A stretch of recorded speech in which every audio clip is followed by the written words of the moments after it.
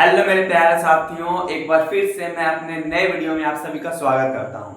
आज हम लोग क्लास 10th के एक्सरसाइज 9.1 के क्वेश्चन नंबर 2 को सॉल्व करने वाले हैं, जो कि हमारा प्रश्न लिखा गया है। यदि आपने अभी तक हमारे पहले वाले वीडियो को नहीं देखा है तो सबसे पहले आप पहले वाला वीडियो देखें, उसके बाद नए वीडियो में प्रवेश करें। तो हमारा आज का प्रश्न है, आंधी आने से एक पेड़ टूट जाता है। जब भी कभी आंधी आता है तो पेड़ हमारा टूट जाता है और टूटा हुआ भाग इस तरह मुड़ जाता है कि पेड़ का शिखर जमीन को छूने लगता है और उसके साथ 30 डिग्री का कोण बनता है। पेड़ के पाद बिंदु से जहां पेड़ का शिखर जमीन को छूता है 8 मीटर है। पेड़ की ऊंचाई ज्ञात करना है, हमें पेड़ की ऊंचाई ज्ञात करना है। तो सबसे पहले हम लोग यहाँ पर फिगर बनाते हैं, उसके बाद इसको सॉल्व करने का प्रयास करेंगे। हमारा फिगर पहले मान लेते हैं पेड़ था कुछ इस प्रकार से। पहले था पेड़, इस प्रकार से हमारा पेड़ था पहले। इस पेड़ को हम लोग आंधी के कारण टूटना है, तो मान लीजिए कि पेड़ जो है और थोड़ा बड़ा बना देते हैं। ये हमारा पेड़ है। जब आंधी आता है तो पेड़ टूटकर नीचे गिर जाता है। पेड़ टूटकर कहां चला जाता है? नीचे गिर जाता है। तो मान लीजिए इतना दूर से पेड़ जो है टूट कर ऐसे नीचे गिर गया है। पेड़ नीचे टूटकर गिर गया है, पेड़ नीचे टूट के गिरा है, यानी ऊपर जितना पेड़ था, ऊपर जितना दूरी था वो टूटकर ये नीचे गिर चुका है। राइट। सबसे पहले पेड़ था हमारा पूरा इतना पूरा पेड़ था। अब हम लोगों को इस प्रश्न के अनुसार इसमें मान को फिट करना है। सबसे पहले पेड़ हमारा था, पेड़ हमने पा दिया। जब आंधी आया तो इतना दूर से टूटकर यही जितना ऊपर का भाग है उतना ही मेरा भाग है, नीचे जमीन को छू रहा है और जमीन के साथ 30 डिग्री का कोण बनाता है। तो जमीन के साथ यहाँ पर हम लोग 30 डिग्री का कोण यहाँ पर बना देते हैं। हम लोग ये 30 डिग्री का कोण यहाँ पर बन रहा है। राइट। पेड़ के पाद बिंदु से दूरी जहां पेड़ का शिखर जमीन को छूता है, ये जो पेड़ का सबसे ऊपर वाला चोटी था जो जमीन को छूता है वहां, और जहां से यह पेड़ लगा है वहां तक की दूरी जो है 8 मीटर है। यह दूरी कितना है? 8 मीटर है। यह पूरा दूरी कितना मीटर है मेरे साथियों? 8 मीटर है। तो हमें पेड़ की ऊंचाई ज्ञात करना है। पेड़ की ऊंचाई ज्ञात करना है हमें। तो मान लेते हैं हम लोग पहले ये पूरा है मेरा x, ये पूरा हमारा कितना है? x है। इसको मान लेते हैं हम लोग x। ठीक है मेरे प्यारे साथियों, पहले हम लोग लिखेंगे यहां पर, माना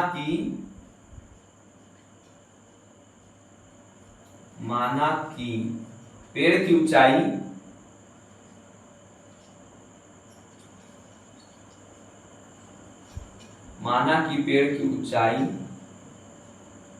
बराबर h है। मान लेते हैं हम लोगों को कि पेड़ का ऊंचाई h है। राइट मेरे प्यारे साथियों। उसके बाद हम लोग यहां पर चित्र से लिखेंगे, चित्र से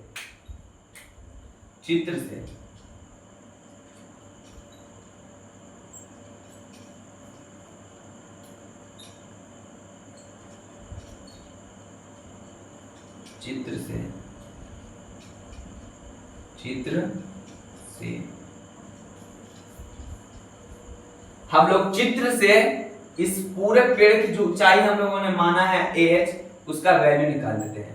तो ये पहले पूरा की दूरी हो जाएगा, तो ये दूरी हमारा x है। राइट। प्लस में ये दूरी है, इस दूरी को हम लोग मान लेते हैं कि जितना ये दूरी होगा उतना ही यह दूरी होगा।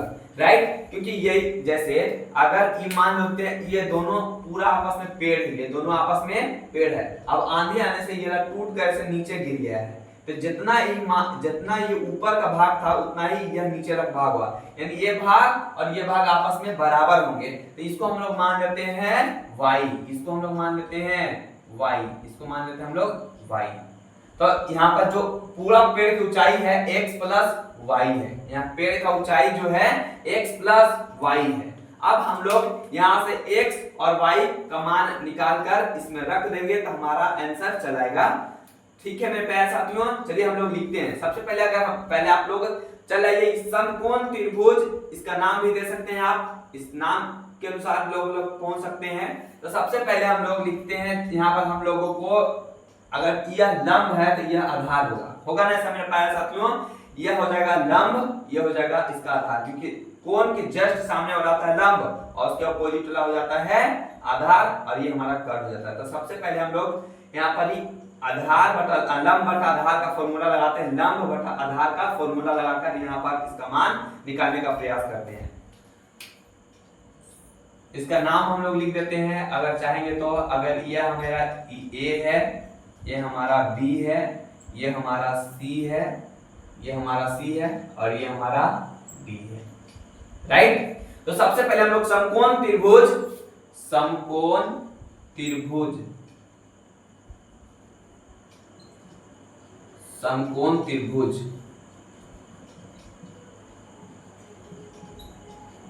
समकोण त्रिभुज ए बी सी में हम लोग लगाएंगे पहले tan का फॉर्मूला। tan थीटा बराबर होता है लंब बटा में आधार, tan थीटा बराबर होता है लंब बटा में आधार, tan थीटा बराबर होता है लंब बटा में आधार। तो यहाँ पर थीटा का मान अगर हम लोग 30 डिग्री रखेंगे, थीटा का मान कितना डिग्री रखेंगे, चूंकि tan थीटा का मान इतना होता है तो थीटा की जगह पर हम लोग 30 डिग्री का मान रख देते हैं, 30 डिग्री का मान। थीटा की जगह पर हम लोग 30 रखते हैं तो इसके जस्ट सामने वाला होता है लंब, तो लंब का मान हमारा कितना दिया गया है, x दिया गया है, राइट मेरे प्यारे साथियों। और b होता है आधार, तो आधार का मान हो जाएगा 8, तो 8 लिख देते हैं, ठीक है मेरे प्यारे साथियों। अब बताइए आप लोग, अब आप ही लोग इसका जवाब दीजिएगा कि tan 30 का मान कितना होता है। tan 30 का मान होता है 1/√3, 1/√3। tan 30 का मान होता है 1/√3 बराबर हो जाएगा x/8। अब आप सभी को क्या करना होगा, इस x का वैल्यू निकालना है, तो आप लोगों को इसका क्रॉस मल्टीप्लिकेशन कराना होगा। तो हमारा अगला स्टेप जो हो रहा है, आगे आ रहा है हमारा x√3x बराबर 8 आ रहा है, √3x बराबर 8 आ रहा है। अब उसके बाद क्या आ जाएगा, x का वैल्यू निकालना है, तो x का मान निकालने के लिए इसको हम लोग उधर भेजना पड़ेगा रूट को। तो हमारा x का वैल्यू इस प्रकार पूछाएगा, x बराबर आ जाएगा हमारा 8/√3, 8/√3 आएगा हमारा x का वैल्यू। हमने एक वैल्यू को फाइंड आउट कर चुका है, हमने एक वैल्यू को फाइंड आउट कर चुका है। अब हमें y का मान ज्ञात करना है। तो y का मान ज्ञात करने के लिए हम लोगों को क्या करना पड़ेगा मेरे प्यारे साथियों, y का मान ज्ञात करने के लिए हमें क्या करना पड़ेगा, आप ही लोग बताइए कैसे। यह हो गया हमारा आधार और यह होगा हमारा, ये हमारा आधार है, ये हमारा क्या है, ये हमारा लंब क्या है, कर्ण है। तो आधार बटा कर्ण किसका फॉर्मूला होता है, आधार बटे कर्ण किसका फॉर्मूला होता है, तो कॉस के फॉर्मूला होता है। चूंकि आधार बटा कर्ण किसके फॉर्मूला होता है, कर्ण के फॉर्मूला होता है। तो चूंकि cos थीटा बराबर होता है आधार बटा में कर्ण, आधार बटा में कर्ण, आधार बटा में कर्ण, राइट मेरे प्यारे साथियों। cos थीटा का मान होता है आधार बटा में कर्ण, तो cos के जगह पर ही लिखते हैं हम लोग, इसके आगे सॉल्व करते हैं इसको। तो cos 30 डिग्री बराबर, cos 30 डिग्री बराबर होगा, यहां से इसके सामने लंब हो गया, तो आधार का मान हमारा कितना आ रहा है, 8 आ रहा है, यहाँ पर ही 8 आ गया बटा में कर्ण। कर्ण का मान कितना दिया गया है, y, तो y लिख देते हैं, कर्ण का मान हमारा y है। अब आप लोग जवाब दीजिएगा, cos 30 डिग्री का मान कितना होता है, cos 30 डिग्री का मान होता है √3/2, √3/2 बराबर 8 बटा में y, राइट मेरे प्यारे साथियों। अब आप लोग बताइएगा, इसका क्रॉस मल्टीप्लिकेशन कराएंगे तो हो जाएगा हमारा √3y बराबर 8 दूनी 16, राइट मेरे प्यारे साथियों। अब हम लोगों को यहाँ से y का मान फाइंड करना है, तो y बराबर हो जाएगा हमारा 16/√3।